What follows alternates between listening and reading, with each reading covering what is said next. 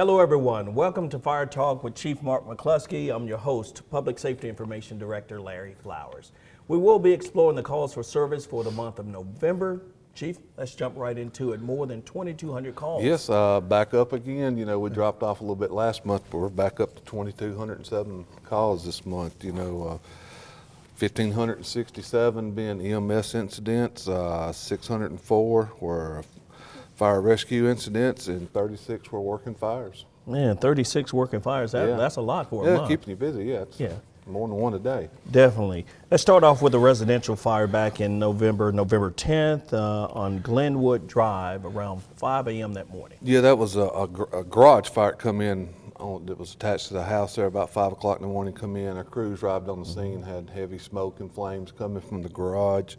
They quickly knocked the fire out, kept it from getting too much into the house. The house did have a little bit of smoke damage to it, so enough to where they had to, was not able to stay in it, the rest of the day, so we called the Red Cross in, got them some help, and got them a place to stay. Right, the good news, no injuries, and they did make it out safe. Yeah, they were able to self-evacuate before we got there. Right. Yeah. And there was a fire at Clean Tread Super Laundry as well. Yes, that's commercial. Commercial laundromat, basically. You can imagine how much lint you have just from your home, but these are big pipes and build up a lot of lint. Sometimes this happens in those, but got in the insulation and the dust and stuff and went up to the roof, but we was able to get it extinguished pretty quick and had to tear it apart a little bit to make sure we got down to the extensions of it, but there's no injuries, and got them back open. Right, and understand they spent a little extra time making sure there were no more hot spots. Yes, always in something like that, but you always with that lint and the insulation, because that's what was burning, so we'll need to get in it and make sure. And then a car crash on Puckett Creek Crossing on November 4th. That was a single vehicle crash. It was. It's a single vehicle crash on Puckett Creek. Car hit a tree.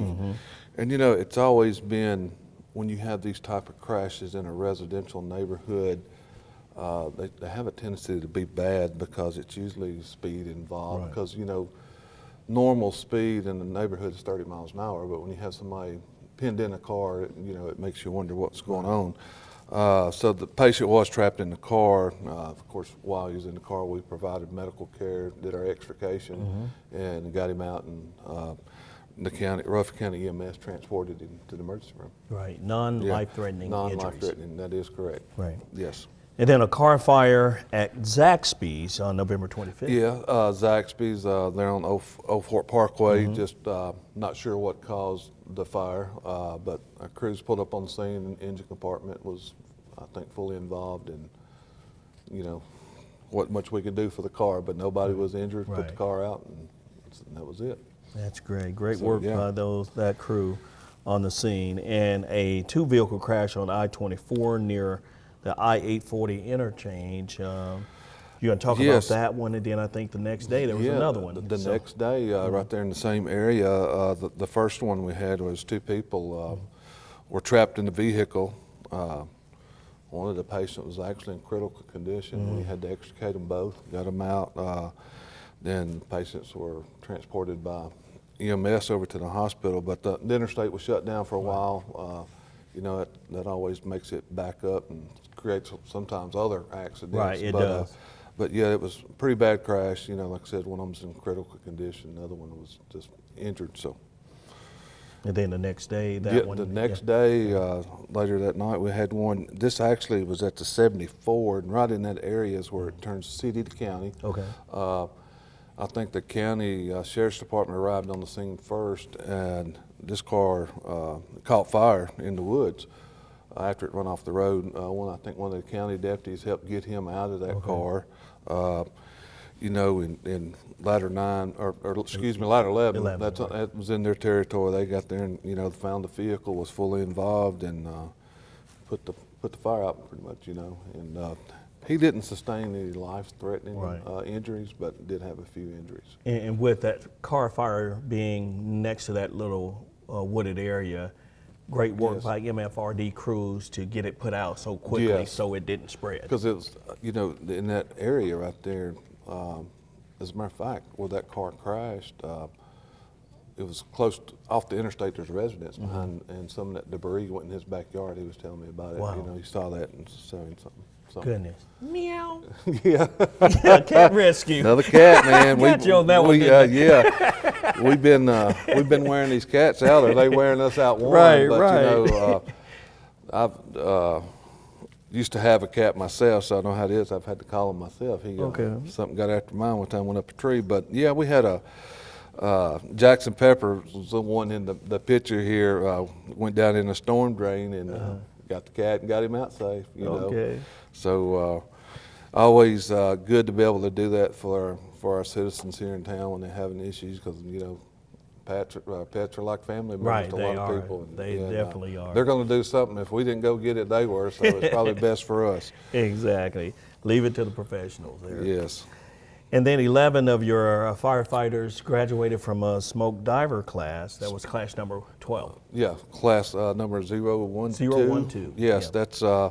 that smoke divers is something that we require to be employed here as a new firefighter coming into our department. It's a really high stressful, mental, physical demanding class, and what it allows you to do is put you in situations to try to keep you from panic. If you run out of air, something's going on, you're trapped in a situation, can't get out, how to keep calm and work your way through it. And you basically tear them down in the beginning and build them up at the end. Right. And when they come out of this class, they have better confidence in themselves.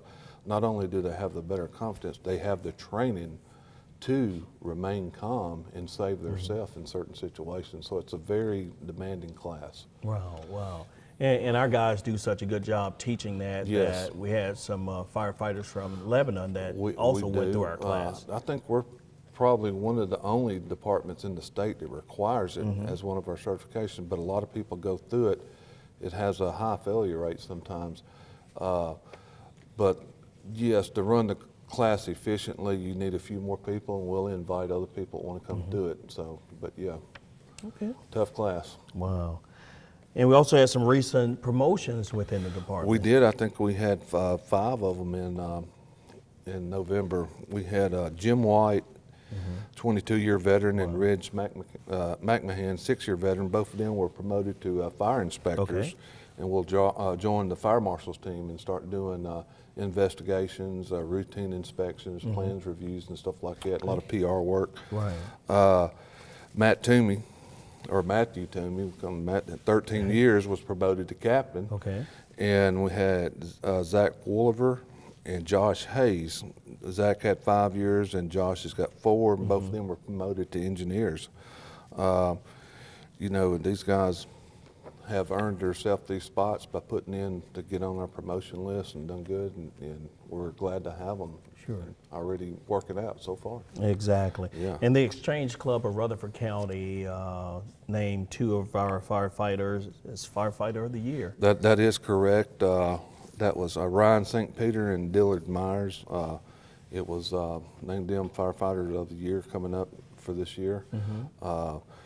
What they did to receive this award was we had a house fire with the man trapped inside of it, and they made a difference. They relied on their training, how to search a house and go in, found the gentleman in his house and brought him out. You know, and he was sent to Vanderbilt Burn Center for burns and smoke inhalation, and survived. And you know, if it wasn't for them, he had no chance. So. Right. And moving on, Captain Matt Young, he represented MFRD over in Chattanooga at the annual Guns and Hoses charity boxing event. And I understand you and Deputy Chief Bigelow went. We did. Went to it, had a great time. This is, Matt is involved with boxing, and he's done this for the last 2 or 3 years. And the last couple of years, he's went over and boxed. You know, it's a friendly match. It's 3 one-minute matches. It's raising money for kids in the YMCA, but he went and won this year again. And actually, the match that Matt had got voted like the best match of the night, and they got Okay. recognized for that. Uh-huh. So yeah, he brings his belt back to the station and displays it there. But yeah, it's a fun event. It raises money, and yeah, it was a good time. Right, and this is second championship. Yes. So it's the big Oh yeah, it's a big boxing old, championship yeah. belt. Okay. Yeah, so a lot of fun. You know, it's I think this year we had it was a few of us over there, but one year we had several people go. It was a lot of fun, and some of our guys have fought in it more too. Last year we had several in it that would fight. So we'll fight a police officer, or you know, Matt's always wanting me to fight somebody. I was like, I'm not doing it, Matt. Does Matt swing a little harder when when he squares up with an officer? Yeah. Oh man! He's And not congratulations are in order for our MFRD softball team, man. Unbelievable. Got to see them play this year. Hey, yeah, I went and watched them play a few times. This is the city softball league. I think the championship game we beat the water department. I believe so it was. But yeah, our team went undefeated this year, and it was fun to go watch them. Right. But yeah, they did great and have a good time doing that. The championship game was played on the new field over at Old Fort Park, you know, the new turf field. So it was. I didn't get to go to that one, but they said it was a lot of fun. Yeah. My son plays in that league too, and Fire just wore out Parks and Rec. So. Oh, did yeah. So I don't know. You know, those guys, they take it to heart sometimes. Some of them players. They do. And it's a good time to remind folks to sign up for Community Connect. Community Connect, it's been open now where you can go online for the last couple of months. It's a place where you can go in and put in your information. It goes into the city's information, goes to nobody else. We do not share your information. But what the purpose of this Community Connect is if you got something in your house that you want to let us know, if you have an elderly parent that stays in this bedroom that's on oxygen, it's information that we will receive on the way to this fire. You know, you might put in there you got a tornado shelter that's in the wherever in the house or in the basement or something. Just information in case an emergency happens. We have that information and we know beforehand going into that situation. Right. So, and it's easy, simple to sign up. You can simply go to our webpage, www.murfreesborotn.gov/MFRD, and there's a Community Connect button right there on the homepage of the fire department's webpage. Yeah, very simple to fill out. You can put as much or less information you want us to know. And moving on to some of our top Facebook posts for the month of November, those two incidents out on I-24 at 840, the two car crashes.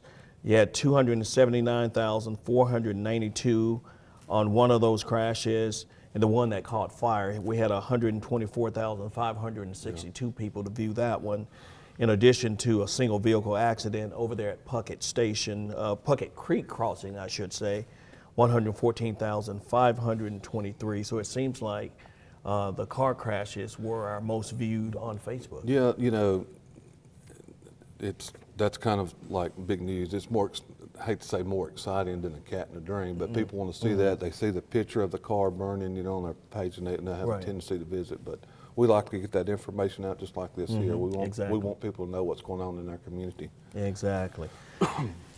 And you can also tune in to Chief Mark McCluskey every first Monday of the month on WGNS Radio. The chief is there. You can hear him talk about things that are going on at MFRD. Sometimes he will allow special guests to go from the fire department to talk about different issues. So tune in each first Monday of the month. Yes, 8:15 in the morning. 8:15, with Scott WGNS Walker. Radio. Yeah. Chief, is there anything else you want to add that I failed to ask you? Yes, I'd like to, you know, wish everybody Merry Christmas, Happy Holidays. Merry That's coming Christmas. up, and of course during this time of the seasons when it's kind of cool, and I'd like to say, you know, be safe with the heaters and stuff. We've had a couple of calls on them already, but make sure that you keep them within 3 feet of anything flammable. Make sure that you have a heater that's safe. If you tips it over, it cuts off. Okay. Don't use extension cords on them. And also, if you're going to leave the house and go to bed at night, go ahead and cut those heaters off. They're good to keep that space warm while you're there, but you don't need to sleep with them on or leave them unattended. Thank you for tuning in to this episode of Fire Talk with Chief Mark McCluskey. We hope that you found our discussion both enlightening and informative. You can also catch more engaging conversation on our City TV. And don't forget, you can also watch Fire Talk on our City of Murfreesboro YouTube channel, as well as on the Fire Department, as well as the City of Murfreesboro Facebook pages and other social media platforms. I'm Larry Flowers on behalf of Chief Mark McCluskey. Merry Christmas. We'll see you next year. Christmas.